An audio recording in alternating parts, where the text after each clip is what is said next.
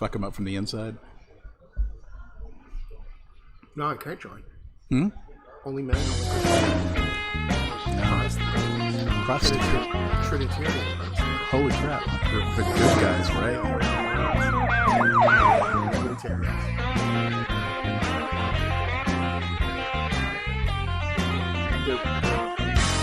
Their whole plot. Have you ever heard of this concept? Jesus Christ. All right. No. All right, so we're here, Jeremiah Creek. Are we on? We're on. Hey, I'm Bill Garlington. Did you say Brent? I'm Dave Haynes, and we have a guest, Neil Diamond, no, Eric Diamond, Eric Diamond. Neil Diamond's third nephew. My third nephew. Yeah. once removed. Third uncle. How do you do that? Second cousin? Is it second cousin? How is this? I'm from Alabama, so they're all girlfriends. No. I know.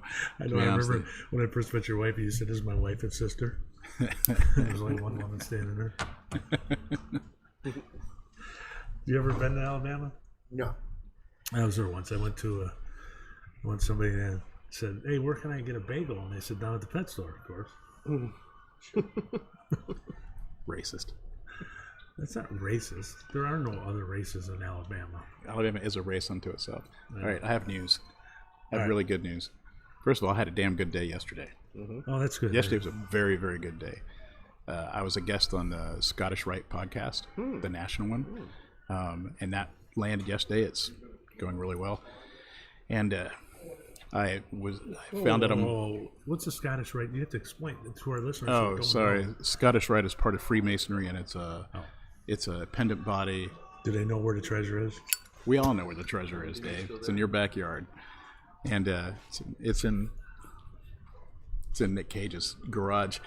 And then I found out I'm a finalist for Book of the Year for Fat in Paris for Humor Book of the Year. Oh, that's From congratulations. Forward, from a real place, not like you buy this. Yeah, because give it an was award. already on the list of Book of the Year from my list. Yeah, and it was Joe's White Hen Book of the Year.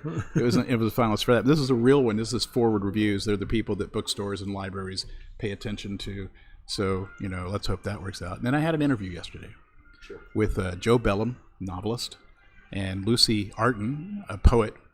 And Joe Bellum is the head of the creative writing department at Oxford University. And it was an exceedingly good interview. Very good interview.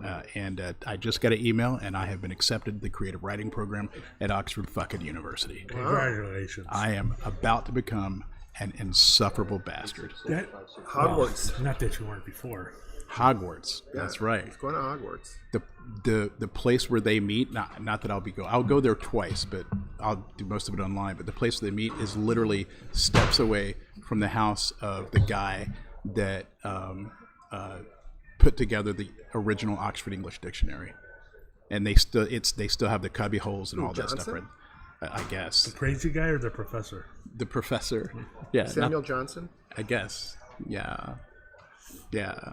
So What else? Oxford has. Don't they play some music in the church? Isn't it like the church famous for?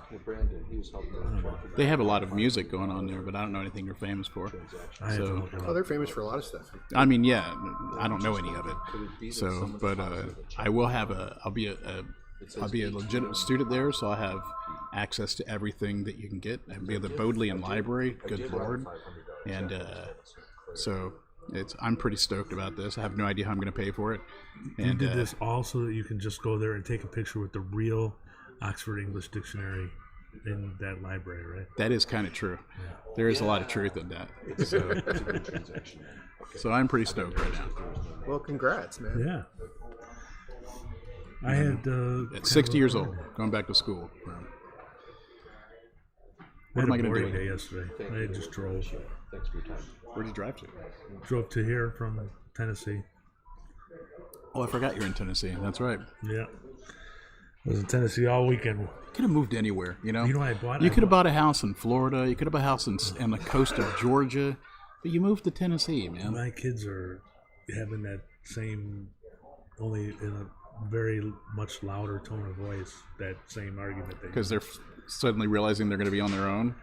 Yeah, it's interesting. We've been talking about. We bought the house during the pandemic, so we've been talking about it for 4 years. See, Later on, Lubin. there's Lubin, our attorney, who wears shirts with martinis on them. Yeah. Walking out. His previous client was Hunter S. Thompson. Peter Max. Yeah, so I mean, I hate to bring it down from that high that you brought us, but No, go ahead. That's your job, Dave. it's we bought the house, years ago, and we've been talking about when I retired. Can you underscore this with funereal music, please? And then but now, as the kids say today, shit's getting real. We're actually I literally have taken two trailer loads of stuff down there, including I'm starting on some of the furniture. I took a couple tables down there, and we met with a real estate agent. It just makes much more financial sense for us to sell it right now than to wait a year or two and let them rent it. Kids will never forgive you. Yeah, Why did it get dark in here all of a sudden? Lubin left. He brightened up the but the Damn, Dave. but yeah, so the kids are starting to realize that we really are going to. And my son my son's older and more mature and speaks more logically, so he's able to take the emotion out of it when he talks about stuff. But he basically said that they really thought it was like an investment, a summer place, and that we in the end we're not actually going to move 10 hours away, and so. But Abandoning your family. Yeah. Joke's on them. It's amazing. Yeah. You're going to have to shave your Santa beard, right? I'm going to trim it a little. I mean, you're not allowed to be a Santa and But I was family abandoner like But that. I was down there this weekend, so I was. You're more like a stepdad now. I did. Here's my plan as a Tennessee rural living thing. I bought a 55-gallon drum as a burn barrel. I have a burn pile ready to go. I've been clearing out. I'm clearing out dead trees that have fallen down in the woods by my house, and I have this thorny, viney bush that's kind of taking things over. I'm cutting it back, and I'm going to burn it all. So I did a lot of that this weekend, and I met with the radio station in Mountain City, Tennessee, to see if I can get a radio show. So met with the fuck you, man. station manager, and Fuck you, man. he didn't throw me out of his office. I don't know. He said he was going to talk to the owner. He thought it was a great idea. And Fuck we'll you, see. man. If you get a fucking radio show, I'm going to be so mad at you. That is It's a small town. like you care. If it had 3 people, you would be perfectly fine, man. Yeah, And have you talked to Bob Surratt about me replacing you on WGN? No, you haven't. I have you? did. No, you didn't. I did. I mentioned it. How hard did he laugh? Well, I mentioned it in an email, so I didn't see his reaction. You don't have a gun on you, do We're you? going to talk on Friday. Fuck. We're going to talk on Friday because I'm only doing 2 more weeks of that. Can I borrow your gun, Dave? Sure. To shoot you with? So I'm doing 2 more weeks of that tomorrow or Friday and next Friday. And then, Are they going to have a goodbye party for you? I don't know. He said we were going to do something my last day. But my last day, which is next Friday, is going to be a kind of a weird thing because I'm going to have to drive in from Michigan City, Indiana, to do my last show. And you'll be amused by why I'll be in Michigan City. My youngest and some friends they rented an Airbnb to go for 3 days during spring break. And so she asked us for permission to go. And she's sort of at an age where, on the one hand, we can tell her no, but on the other hand, we can't handcuff her to the radiator anymore. So, she's old enough to make Those were the tough years when she was handcuffed to the radiator. We still have some, what do you call that? We still have some influence, but we don't have control. Yeah, no command. Okay, but I still don't understand why Michigan City. Well, they're renting a place in New Buffalo, so what my wife and I decided Is that to do. Is that like by the dunes or something? Yeah, Or- it's right by okay, all right. So I realize where it is. yeah, Okay. we've been there before. Yeah. So my wife I've stopped and I to pee decided there a couple of times. We decided Have a burger to, at Redimax. There you go. We borrowed a friend's camper. We're going to camp out at the Indiana State Dunes. And we told her, listen, you don't have to tell your friends, but just in case you're in a situation where you start to feel uncomfortable, we're 10 minutes away. Damn, and you're armed. We're armed. Well, there you go. So I'm going camping so I can be near my daughter on her first overnight trip with some friends, and because Who's a helicopter parent now? We're a safety net. You know what? parents. You We're are not helicopter. you We're are not this going far with away her. from being a liberal Democrat. This far, We're Dave. not going with her. All right. Yeah, you are. We're just going to be there in case she needs help. You're adjunct. That's what you are. So, do you think that's helicopter parenting? No, No. that's cool. It's fine. Well, that's our show, ladies and gentlemen. And tune in next week when I talk for 24 minutes about raking my lawn. I'm sorry, I hate to interrupt, but why don't we get back to what is exactly you're going to be studying at Oxford? So, I'm glad you asked that question because I'll be talking about myself, and that is a subject in which I'm well versed. That's what And he's getting his degree in. very excited. I'm getting my degree in Chris Garlingtonism. You know the back of your hand like the back of your hand. Fuck off, Dave. Here's how this happened. As you know, when I went and stayed with you in Tennessee in January of 2023. Yeah. And then and that turned into the teensy-weенsiest little existential crisis, and which flowered into a slightly larger existential crisis when I began to look at artificial intelligence and how it was affecting my industry, which at the time I thought was bad. Turns out it's not. But I freaked out a little bit, and I'm like, what am I going to do? I'm not going to be able to get work. And because people are selling entire editorial strategies for like $25 because they're going to write it with AI. I'm like, fuck. So I started looking at schools, right? I'm like, you know what I do? I get a certificate in technical writing because AI can't do that. Surprise. Yes, it can. And Probably easier to do that. yeah, and I'm looking around and everything is so fucking expensive and so dumb. And also they can't wait for me to sign the bottom line because then I'm in. That's their threshold, is it you can pay.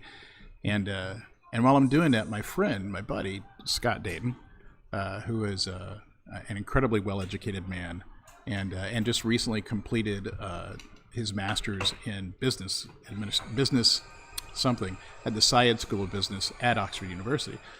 He got an email, and they were letting everybody know they're offering this program. They've been doing it for a couple of decades now, and he said, "This sounds like you." And I looked at it, I'm like, "Motherfucker, man, this is cool as shit." It's a diploma in creative writing. You only study creative writing.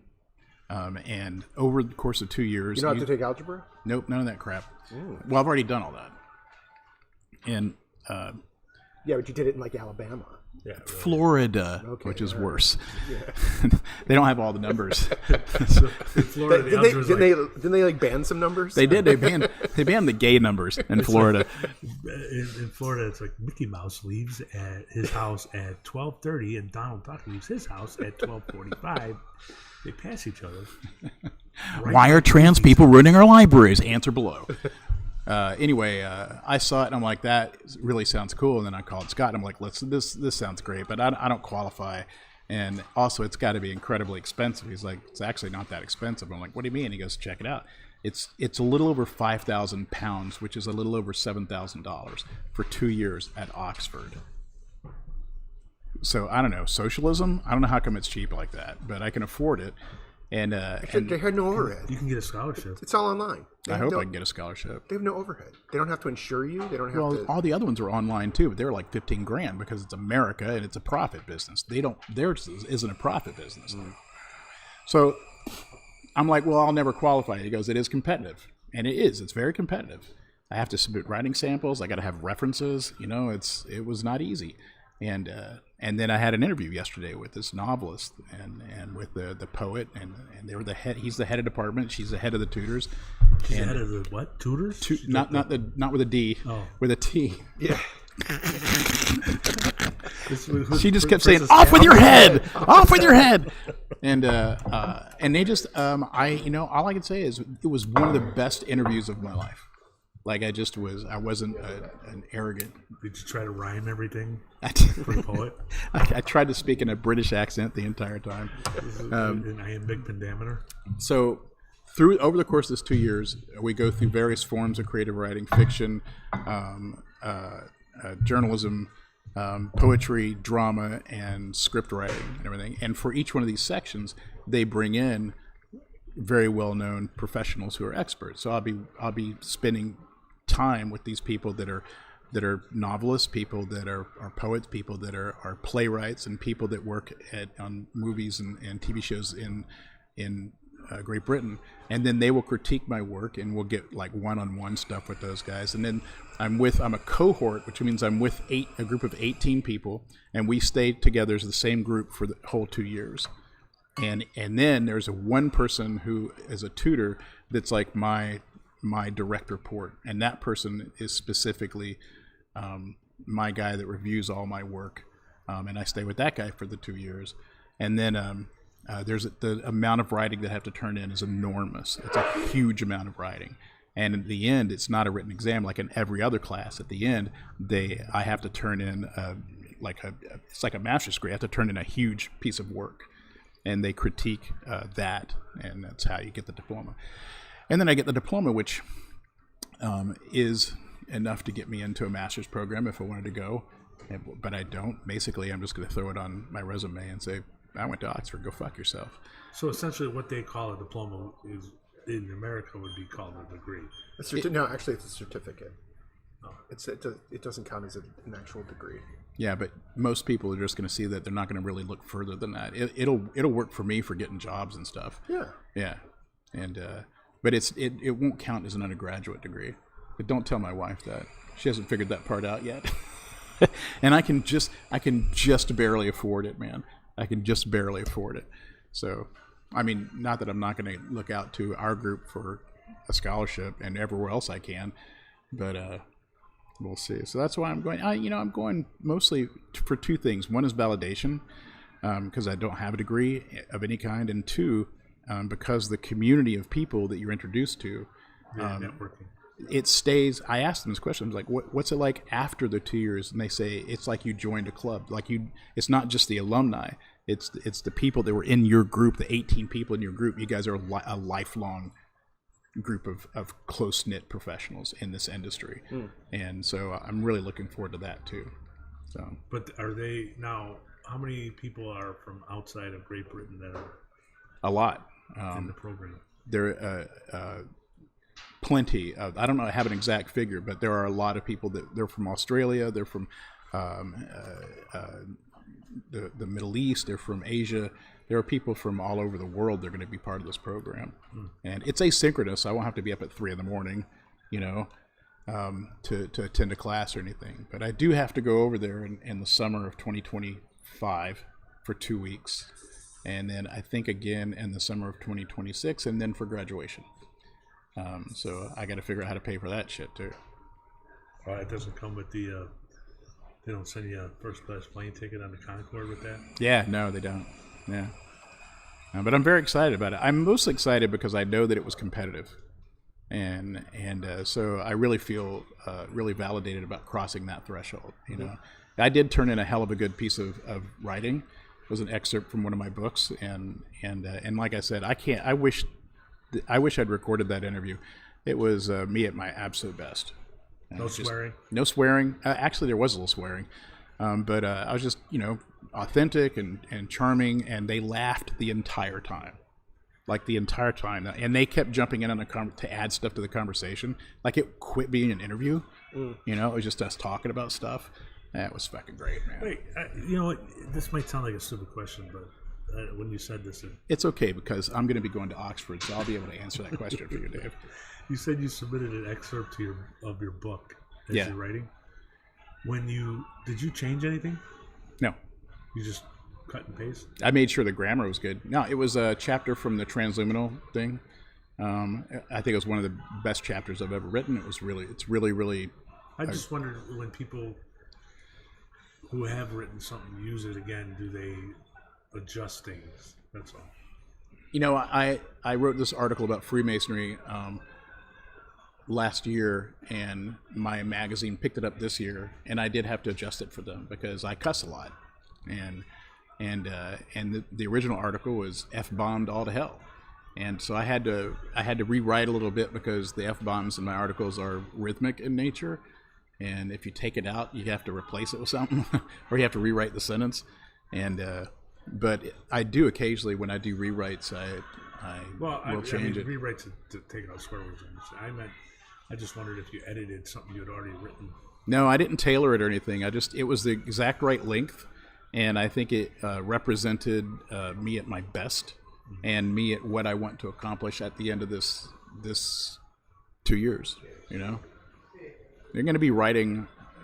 I'm already writing a lot just for business, but on top of that, I'm going to be writing as much as I write in business for them.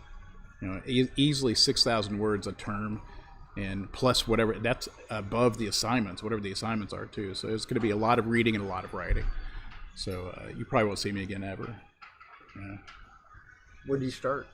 I don't know. I think October, but it might be sooner. How long will the English accent take to take effect after you start, you think? The novelist John Bellum that I interviewed with, he's from South Carolina. When I talked to him yesterday, he sounded like he was from Soho. All right, so it can happen if you live there for sure. I went to high school with a girl who moved to Australia shortly after high school, and we saw her a couple years later, and she sounded like a total Australian. Good eye, mate. Yeah. And then this fucking award, man. I'm very happy about that. You know, that was very competitive too. And there were 2,500 entries broadly. Oh, I didn't know you got an award. I thought you said you were on a list. Sorry, the award that I'm a finalist for. Wow. So there's 2,500 people broadly in it, and then in my niche, there's 4 other authors with really good books. So, but I think I'm gonna. And win. you're in the top 5. Yeah. Screw you, Dave. So I'm having a good week. That's good. That's good. Good to hear. What about you, Eric? You having a good week? Nah. Kind of a shitty week. All right, enough from Eric. Anything you want to talk about? This is Jeremiah Creek Therapy. That's right. Lie down. Talk about your mother. We'll talk about your mother. Your fault. No, there's really not much to talk about. I'm just, job searching. Me too. Get me down. I took a part-time job, which means we're gonna have to record this on a different day than Wednesday. Tell us about your new job, Dave. What are you going to be doing? Driving for Enterprise, just driving cars around. On the block, or on the lot, or No, moving them from one place to another.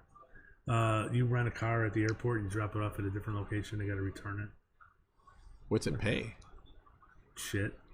But it's the point of it isn't really the money. It's that being retired now for 6 months, I have realized something about myself.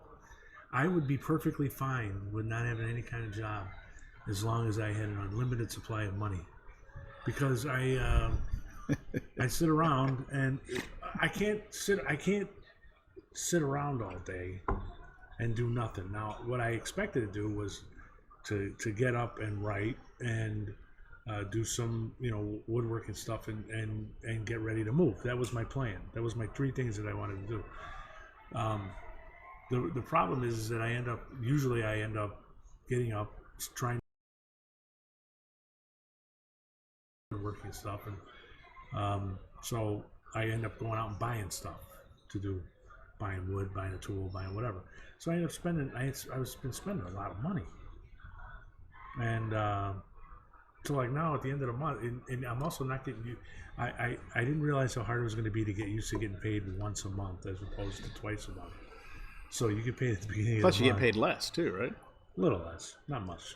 But once they stop taking out state taxes and some of the other things, it basically comes out. You don't have union fees anymore or anything like that. Yeah. So it's a little less, but not much. But the problem is that I get paid at the beginning of the month, and then now this week I'm like, all right, got no money, And I also need a couple of bucks. No, I'm not. That With a bad. beard like that, you could stand at the corner of like Devon and yeah. with a little sign. Gotta get rid of the Venezuelans, but Yeah. Ooh, racist. Damn, Dave. How do you reconcile being such a horrendously dickheaded conservative MAGA guy with being in a union? you look around though, we got a lot of migrants who got kicked out of their. How do the liberals decide that they're okay with this with the migrants coming here and just living in a shelter and getting the measles and then kicking them out. I mean, Everyone needs a hobby, Dave. Right? Everyone needs a fucking hobby. So so now we're roaming around the streets. But yeah, so I took a job at Enterprise. A buddy of mine mentioned he actually doesn't work for Enterprise; he works for Hertz. But he mentioned, if you look for a part-time job, there's part-time jobs that these drivers do, and they're all retired guys. And so I said, nah, fuck it. So I put in an application online. They called me a couple days later. I did an interview. And fine, they hired me. So I started next week, and it's 3 days a week during the day, 7 to 4. Just it'll get me out of the house doing something I'm not spending money on, and until we decide to move. I figured it'd be a good thing to do. Make a little money, enough to pay for cigars, but yeah. But really, it's to stop from spending money on buying a bunch of wood that I'm going to try something new on and then destroy, because half the time I need to take it. I'm insulted that you're not spending all of your time on the business that I designed for you, which is a damn good business. It is. Yeah, it is. And I'm tempted to tell you to go fuck yourself and just do it myself. No, I don't know how to take pictures, but I'm hoping that this will also get me doing that. Because listen to this business I came up with. Dave's a very good photographer. Well, he didn't come up with it. I did come up with it. I came up with this. It was me. All right. What happened was, listen, I'm an Oxford person now. I lucked into something, and he goes, you ought to make that into a business. But what I did was I was playing around with my drone, and this is back when I first got my. I haven't even flown my drone since the winter started. That's the other thing too. It's Jeremiah Creek Therapy, But I took a bunch of pictures of Lane Tech, including some that were really nice, and I threw them on Etsy. And people, I've sold a bunch of them in the last couple of years, and so he was like, "You ought to do that for all the high schools." People have what do you call it? Nostalgia. Money to burn. Oh yeah. Nostalgia for high schools, and so they'd be interested in those pictures. So that really is what that's another thing I plan to do. And you could eventually work with the schools. I've been so lazy. Because here's why. This is why, and I mean, understand that this is a professional opinion. And again, I don't know if you know this about me, but I'll be attending Oxford, so it's because you're a dickhead, Dave. That's the. I mean, if you, it's in the DSM. Four. What's the DSM-4? Yeah, it's in that. Yeah. So he should go to Oxford. Yeah, he's already got 2 master's degrees. But It's such a good idea, and you but could work with the high schools. They would buy into this shit big time. Are you kidding me? The part of the problem is, or at least from my point of view, fundraiser, come on, is well, aside from getting off my ass and doing it, is it seems like through the winter, really through the school year, and part of this is bullshit. I understand that now, but the way I started thinking about it was I want the pictures to be without all the people, all the kids walking around, just the building. So Photoshop them out, man. Well, I could. That's a lot of work. But the other thing would be to take them on weekends or during spring break or summer break and stuff like that. So when I retired, it was right at the end of summer break, and then I started doing a bunch of stuff, and then Santa Claus came along, and then it was a whole. There was always these reasons not to do it, and so, part of this is also to start getting me off my ass to want to do some of this stuff because. Well, nobody else is doing it. It's a completely unique business. Yeah. And I mean, as soon as you start doing it, other people will do it. You'll see a guy from California doing it, but that's okay. That'll make it more valid. Yeah. But I mean, you will have an endless supply of customers because every time somebody graduates, their parents will get them a picture of the school, or every time their kids go to high school, they'll be thinking about theirs, and they'll look it up and they'll see these pictures on Etsy, and they'll go, "Shit, yeah, I want one of those." Yeah. I mean, it's a fucking good idea, and I'm just mad at you because you're not doing it. Yeah. Well, I want to do it. I just haven't started. And it's completely. You can set it up so it's a whole drop ship thing. You won't have to print them. You won't have to frame them. You have to do this. All that stuff can be automatic. Yeah. Literally make money in your sleep. You're welcome. It's not that easy. The drop shipping thing is a pain in the ass because that's how I do it now with the Lane Tech, and I missed a couple. No, you gotta press a few buttons, which means you have to. No, it's not hard. It's just that you have to stay on top of it, or you miss them. I miss them. Fucker. There's so many things like that too, you know. What do you mean? There's so many. So there are like landmarks in Chicago. Oh yeah. You know, there's so many things like that. You have to have releases for all that stuff. It's not that hard to get. It's not. But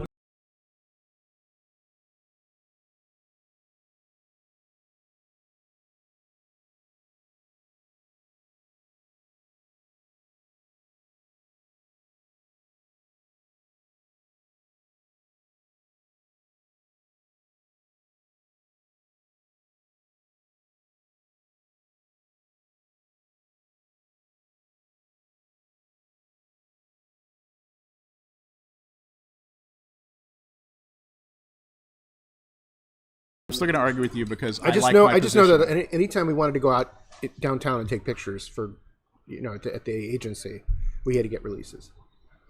If you show a famous building, if you show Trump Tower or whatever, Yeah. you show, the Water Tower Place or something like that, you have to get the permission from the owners of that building. Well, to me, that just sounds like an opportunity. Because if they own this beautiful building and you have a beautiful picture of it, why wouldn't they want to have I don't think it would be that much of a problem. I mean, if all you're doing is high schools, I don't think it's going to be that big of a deal. Don't let that stop you. No. Yeah. Better to ask forgiveness than permission. Right. I mean, you'll be sued, but... I'll be in Tennessee. Let them come get me. Yeah, right? They'll be stopped at the border. Wait, y'all think y'all going to come down here? And I got burned yesterday. Okay, so wait, what? I think it's a burn. See, I feel like you should know from when it happened. Well, what happened? Did you put your hand in fire? That's a burn. No, I got home and I was changing my shirt and I felt something on my back and I'm like, I tell my mom, what is this? She goes, looks like a burn. And I'm like, I know I was working in the woods the last few days, but I don't remember. Other than thorn bushes, I don't remember ever. Oh, dude, myself. you brushed up against what's that fucking plant? Poison ivy? It couldn't. There's another one. Poison oak. You Poison brushed oak? up against poison oak. It looks like a burn. One small little quarter size. Oh, yeah, probably rode up and you probably brushed poison oak. Maybe really because what I was thinking is It hurts a little too. I left. It does hurt a little, not much. But I left Tennessee yesterday, and it was cold. It was very cold. I got up early in the morning and left because I couldn't sleep. And I had my seat heaters on. I had it on the lowest temperature, and I didn't turn it off until I drove. That's the other thing. I went from Abingdon, Virginia, through Louisville, almost to Indianapolis before I had to stop. I know a guy with your prostate issues. That's There's an prostate issues and gas. I mean, but I drove almost. Because I wasn't 400 with miles. you. If I had been with you, there'd been like 8 stops. But so that whole time I had my seat heaters on because it was on so low I didn't pay any attention to it. There's no way that's a burn. That's what I didn't think so. I'm telling you, it's poison oak. If you're in the woods, it was poison oak. What does poison oak look like? Like I know what poison ivy looks like. I have no idea. Oh well, I could. Oh, I mean, I know what it looks like when you get touched. It looks like a burn. Yeah. Hey Siri, what does poison ivy look like? Shut up, Siri. Hey Siri, what does poison oak look like? if you're so stupid, this is Siri saying, if you're so stupid, then you don't even need to know. I mean,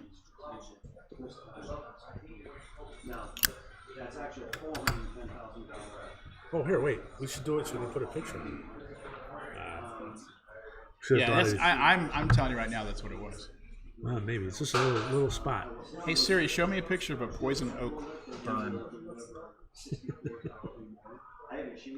Those are leaves, Siri. Well, I'd be interested to know what the leaves look like too. Oh, whatever. Fucking Siri. If we would have thought about this beforehand, we could have put it up on the screen. If we thought about anything ever beforehand, that would be a different show. So what else we got? Wait, I have a... We're gonna have to rely on Eric for the rest of the I show. sent you... No, I sent you something. What You did I did. send? Well, I mean, we could go through the list of responses to my question on. There, that's poison oak. I don't remember seeing anything that looked like that. Hey Siri, send Scott Dayton a text that says I'm in a podcast. It's just, I'm just. Sending to Scott. Thank you. I'm in a podcast. Oh, now he's got an English series in English accent. Yeah, because 'Cause he's going to Oxford. because he's going to Oxford. By the way, he's gonna be wearing Oxford cloth shirts. oh, I've already looked at him. I've already looked at him. Yeah. You're gonna buy like a sweatshirt? Oh yeah. A sweatshirt. What kind of a savage do you think I am? No, it'll be a cardigan, sir. That says Oxford on it? No, it'll have the colors. It'll have the crest. Yeah. You need to get one that says Oxford. You're in America. They won't know what the colors mean. It's, you know what? But I mean, people would have to be able to read it, and it's going to be with an accent, and I don't think anyone can. All right, here's a topic. Listen, thought this I was just such a great got. story. Tomorrow, I'm expecting a box of commas too. So. Do you wear them? The Oxford that comma. where the- I'm going to get comma cufflinks. Fuck yeah, I'm going to do that. Why don't you just get a T-shirt that says Oxford? I'm going to get a T-shirt that just has a big comma. Comma. Yeah. Yeah, like that. What's that? It's the Oxford comma. The Oxford comma. The Federal Tea Board. Oh, what? Okay, so What? the Federal Tea Board, ladies and gentlemen, we have sad news. After many, many years of perseverance and strident public service, It was nearly 100 years. So. nearly 100 years, the American Tea Board has closed its doors. If you're wondering what you will do now, the answer to that is, who fucking knows? Because we didn't know there was a tea board. Keep your life the same as it was before. You know, what was their job? All right, wait. Where does it say what? The T board? Yeah, like for tea, like Orange Pico, and that's the only one I know. Earl Grey, which of course is from Oxford. All right. I'm trying to find out because Well, while you're doing that, it's 3/4 into the story before they tell you how the Tea Board was actually stupid born. journalists, idiots. What do they know?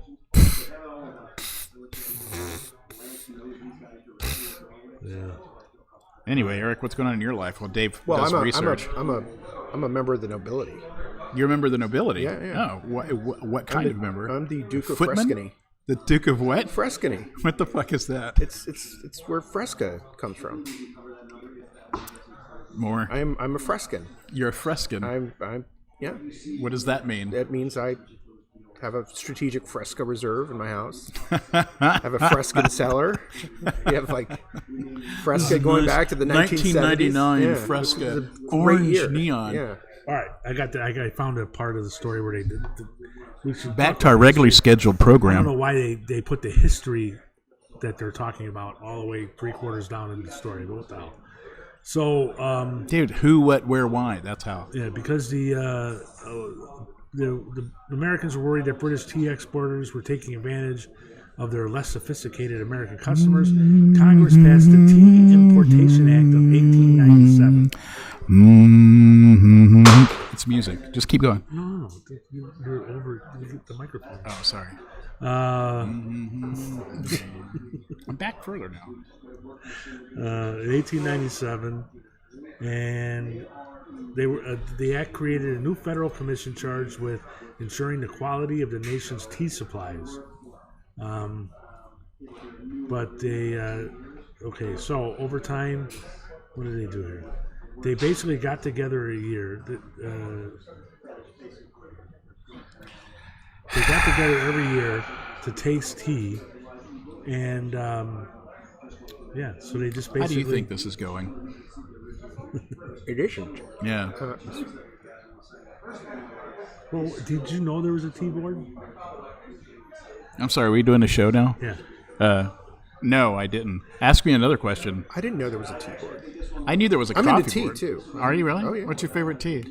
Well, I think it's called Mayfair Blend now. It's by Harney and Son. Harney and Son is a damn good tea maker. Yeah. Yeah, Yeah. they make tea and I from drink, royal. I drink huge amounts of iced tea. I have their big iced tea bags and make like a pitcher at a time. Talking to a man who grew up with Milos, so Yeah. All right, which explains all this. so I have to go Back to our regularly scheduled I have to go program. back in the story to find out where they. You know, I explain think what this they whole do. thing is really you complaining about journalists, Dave. It's not because it's a great story. It's just I shouldn't have prepared a little bit more. No, Instead, I come sent it on. to you. The board's members would taste dozens of teas over the course of several days. This was a yearly thing.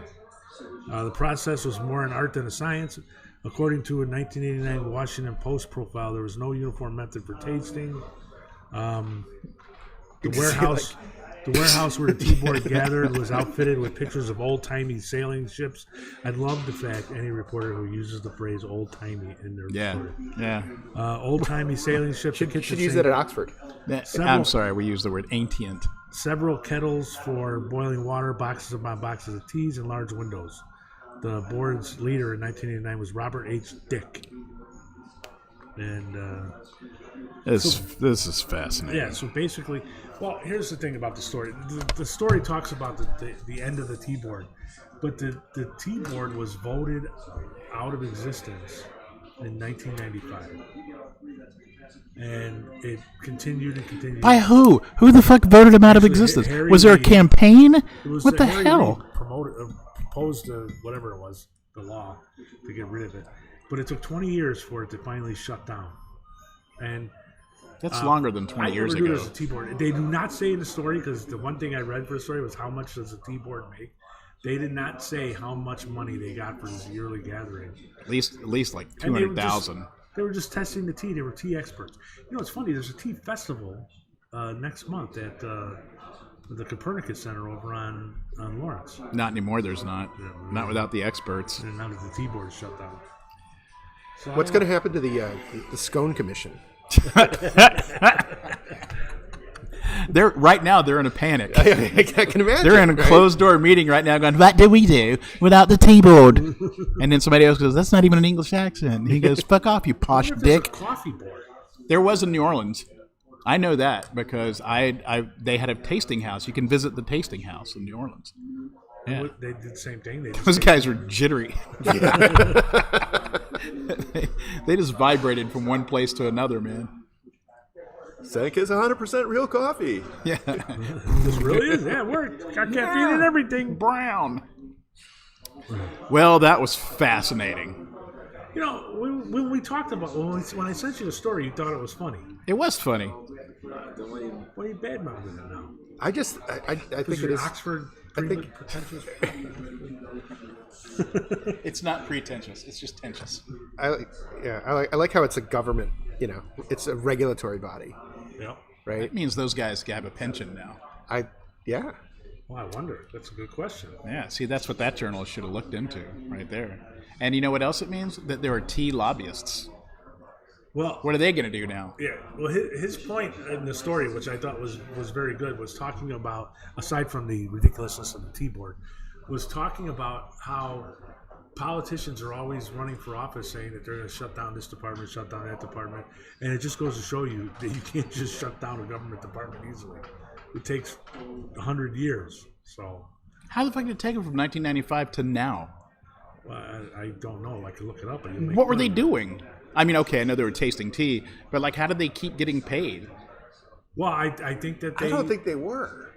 It If they might have been. defunded it in '95, So they're I just don't know doing if it they out of necessarily defunded commitment it. to professionalism? I think they basically, you know, when the Senate passed a law, when Congress passed a law or whatever, they basically say, okay, you have to shut down this thing, and then it's up to the agency, which would be the FDA in this case, to shut it down eventually. They don't. They probably passed that job around for 35 years.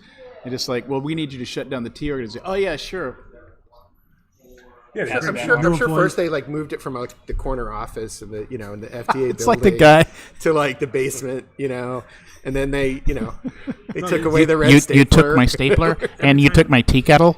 Every time the FDA hired somebody, it'd be like, all right, come on in here. Here's your office. Right over there is the break room. And your first assignment is to shut down the tea board.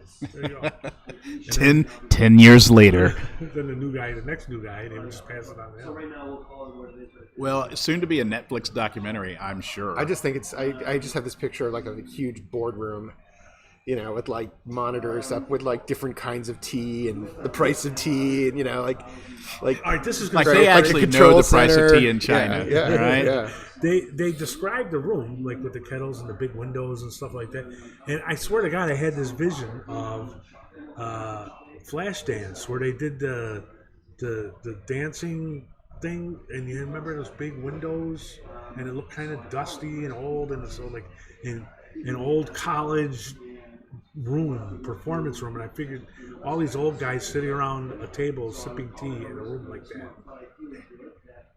Any reason to think about Jennifer Beals? Well, I'm with you there for sure.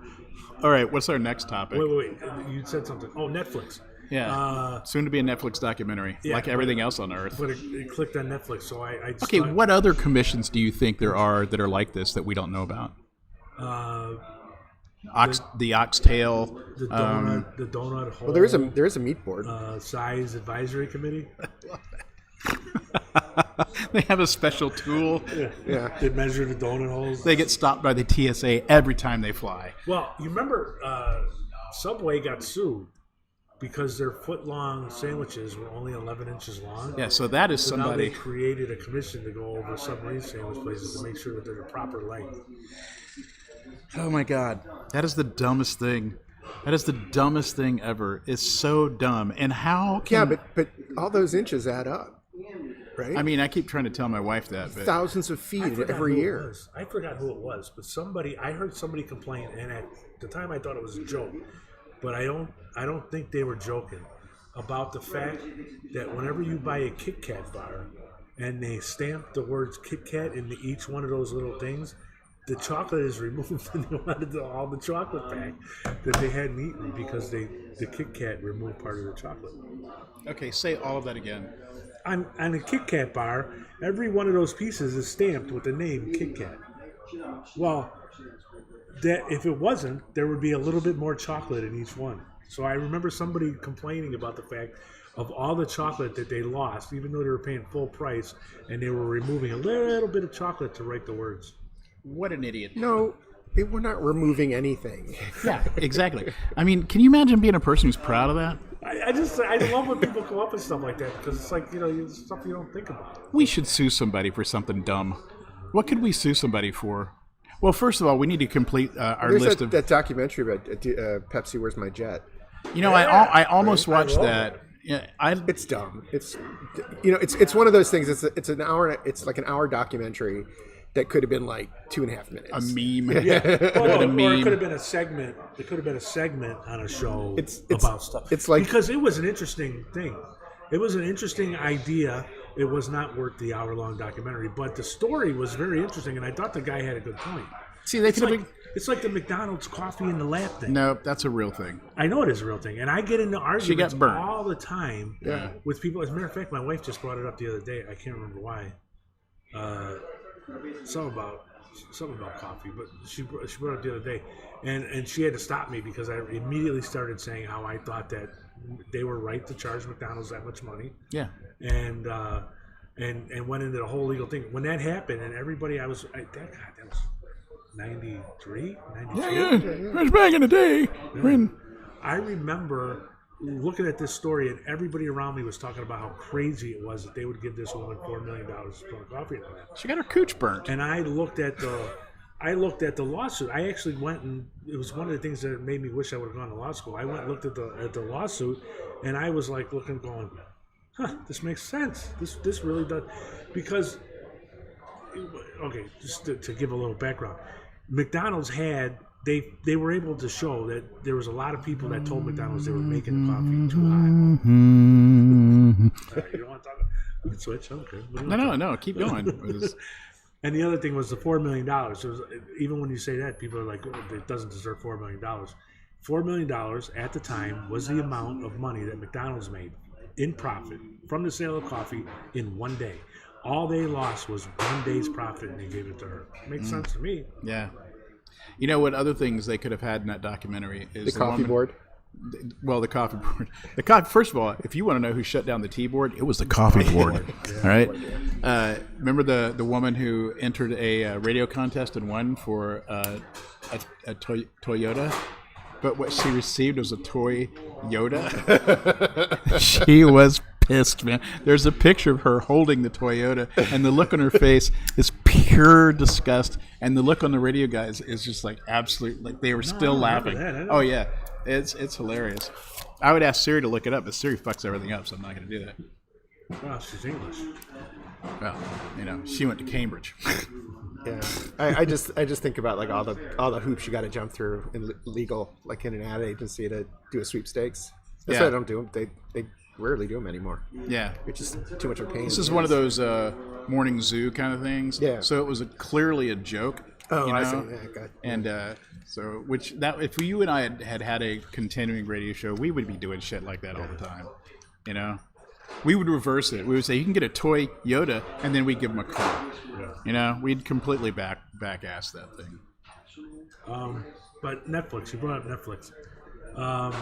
So you're, I'm sure, looking forward to the guy who has to sleep in a hotel for the rest of his life. What time was that? Gentleman in Moscow. Right. So I just finished the book. And the series starts on March 29th. I am very much looking We should forward have to a that. watch party. Oh, how would we do that? You want to come over and watch it, or? He has to spend the rest of his life in a hotel room? Yeah, it's a beautiful book. So it's by Amor Towles, who is rapidly becoming one of America's premier literary authors. I love this book. It is now in my top 3 novels of all time. It is fantastic. Go read it if you have an opportunity. It is such a beautiful and joyous piece of work. I can't tell you how good it is. Every sentence that guy typed, he must have felt like he was having the best day of his life. It was great. What happens is it's in Russia and Moscow during Revolution, and this guy's an aristocrat, and he's living in this hotel, he lives, and it's the Metropole, which is Moscow's like major luxurious hotel, and he's got a suite of rooms. He's got a crap ton of money because he's landed gentry, and the revolution happens, and they kill a lot of aristocrats. But him, they just decide for some reason, because apparently they found a poem that's attributed to him that seemed to mock the government, and so they exile him in place, which is the thing that really did happen to people.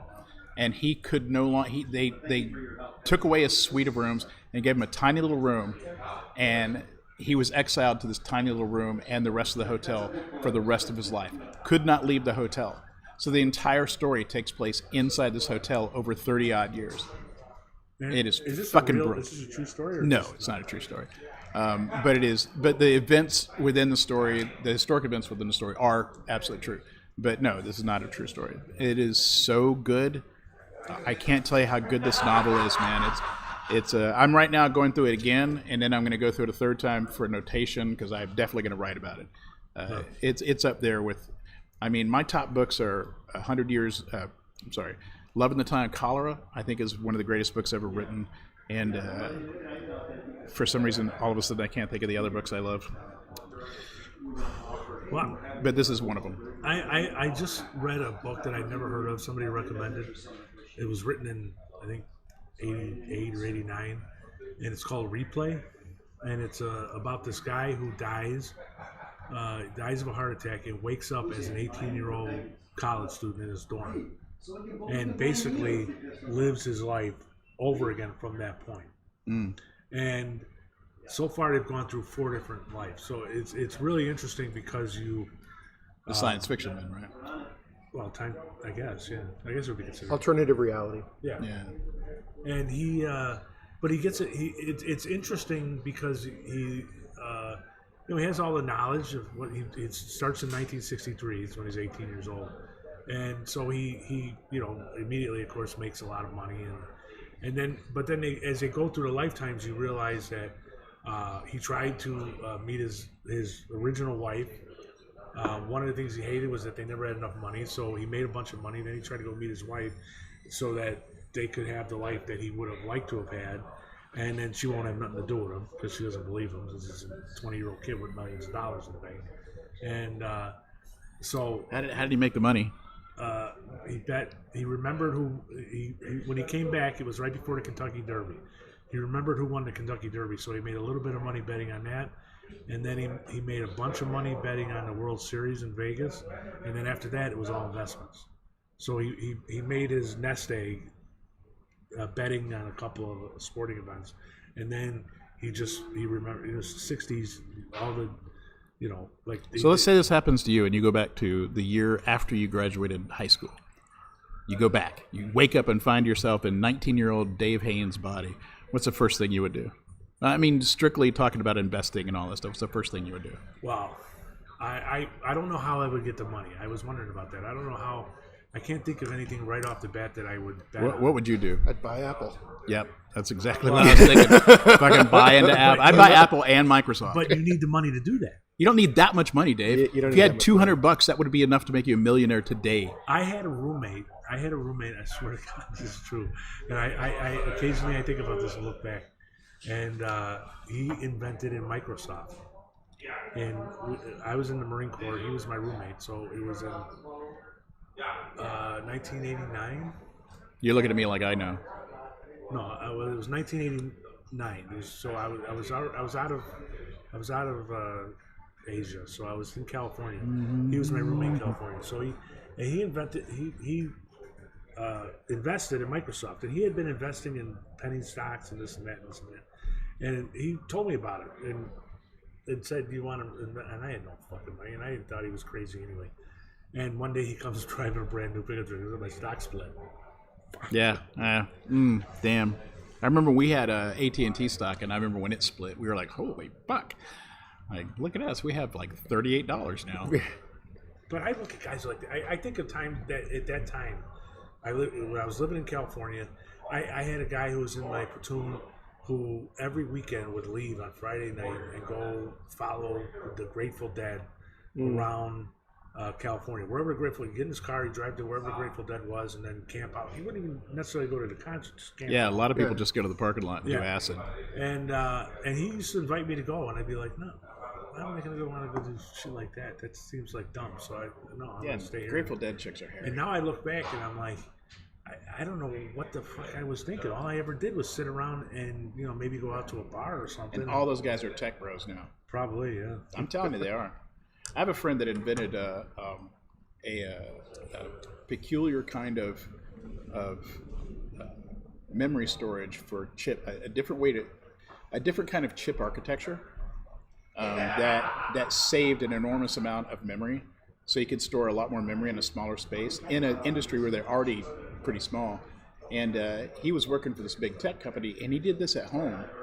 And when he put it out there, it was valuated at $43 million, and the company came after him. And he spent years fighting it. And when it was all said and done, they got to keep it, but they had to pay him a little bit, and it came out to like almost nothing. Wow. Yeah, it was such a sad story. I ran into a guy when I was a police officer. We got a call of a disturbance. Somebody was having a party and it was really late, so the neighbors were calling complaining. We show up and it was this house down on Belden, beautiful, double lot, $1,000,000 house. And the guy had a band in the backyard, and the band was still playing. And so we get there, me and a couple other police officers, and we get there, we walk in, and half the White Sox are at this party. And it turns out this guy is a vascular surgeon that works for the White Sox. And I went to high school. I sat next to the fucking guy in history class. He was a goof.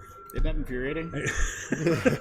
My friend Scott Dayton sat behind, in Miami, sat behind Jeff Bezos in class. Now look at them. Son of a bitch. Yeah, I would invest in Apple. I remember I had back in the very early 90s, I had a second job, and I worked at Universal Studios because I literally lived next door to them. We had an apartment like basically across the road from Universal.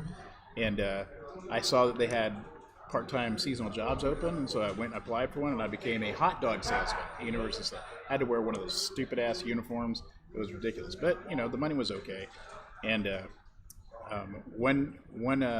one year they said, come to work late because you're going to work after we close. And I'm like, okay, and we're closing early. I'm like, the whole park?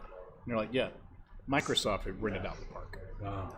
And I thought to myself, and I saw, what's his name? Bill Gates, I didn't know who he was. Just some little nerd, in front of everybody. And I didn't realize what they were, and someone started explaining it to me, and I'm like, I should have recognized then what that was. And I was like, I should have taken that as a sign and invested in Microsoft. But no, I didn't. Instead, I spent the next 30 years not doing anything with my life. So look where I am now. Oxford. Yeah, I went. I was staying at a hotel. I was in Austin, Texas for something work related, and the hotel I was staying at just happened to be the hotel that Michael Dell was having his birthday party. Nice. And I'm sitting on the couch, all of a sudden, like, people start filing in, and, all of a sudden there's like a party going on, and I'm in the middle of it. And Michael Caine walks over, and he sits down on the couch, like kitty corner to me. And I look over, and I'm like, you look exactly like Michael Caine. And he's like, well, I should fucking hope so. That dude is suave, man. Oh, yeah, he's great. That dude is suave. He's great. Yeah, he noticed my Masonic ring. He's a brother. Yeah, he did that movie. Dirty Rotten Scoundrels? No, No, the Man Who Would Be King. The Man Who Would Be King. Yeah. It's got a ton of Masonic shit in it. Oh. Yeah, none of it. Actually, I have a little replica of that little necklace that he had. Oh, really? Yeah. Oh, we're at an hour already. What are we going to do now? Well, I think we should end the show. Comma, Oxford, comma. So we're going to be hearing Oxford stories for the next few years. Well, I mean, it'll be mixed in with long stories about burning bushes in Tennessee. So it'll work out. All right, thanks for We're gonna revive us. the T-board. Yeah. That's right. The rebel T-board. We're just gonna take it private. Let's just do it. Yeah. Let's just do it. Let's have a Facebook group. See if we know- get the you know- government you know- to pay us.